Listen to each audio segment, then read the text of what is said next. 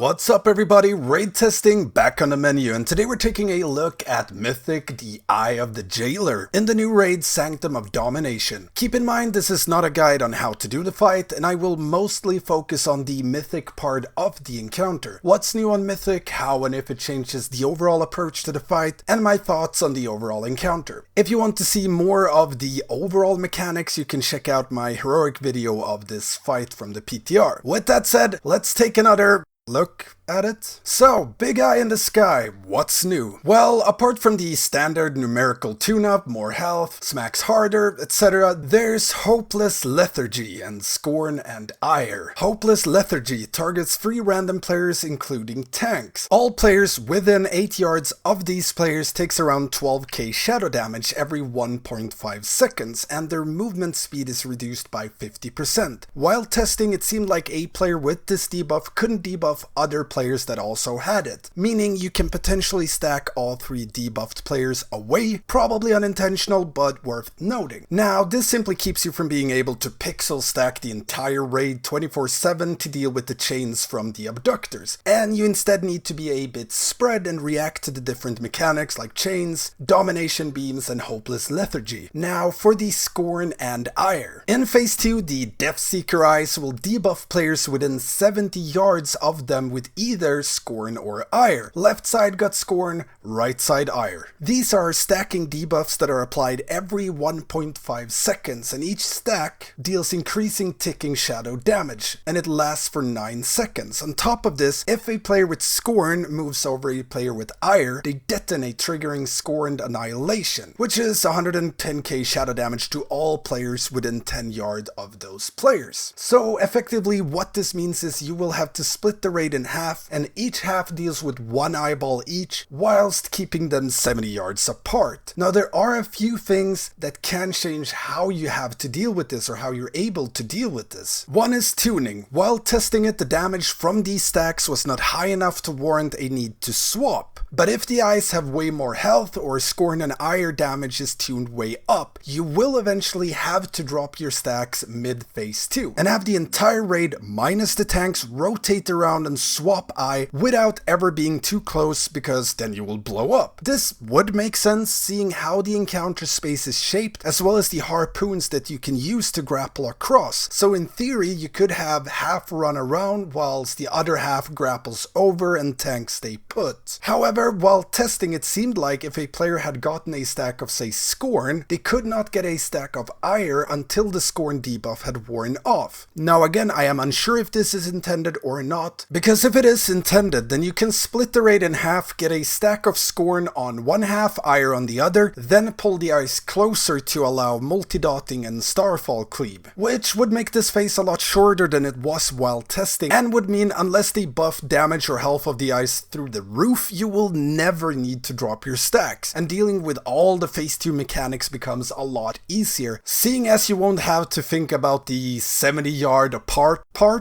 from the start of phase 2. And not to mention, if the fact that the Eye randomly flies away from you while tanking it to the other side of the room, then swoops across the floor and aims his big eye laser in weird directions before twirling around and picking a random direction in the last second isn't a bug, then this will be one hell of a fight to progress, I'll tell you that much. Other than that, one thing has been changed, which isn't a mythic mechanic but has been changed from heroic testing, is the tank mechanic Death Link. Previously, any damage not mitigated by the tank chained up to X players. Now it says deals X amount of damage, and in addition, the impact radiates a portion of damage inflicted to all other players. So a bit unsure if you can still fully mitigate it and the raid takes no damage. Didn't look like it though. And on top of this, which isn't even in the journal, it now leaves a debuff on the tank which increases damage taken by Deathlink by 80%, if I recall correctly, per stack. So there is now a need to tank swap. Also, you could dodge this and take no damage and get no debuff. Oh, Brewmaster, away! And well, that's pretty much it for Mythic. Still buggy as hell. One might even say it was bug-eyed.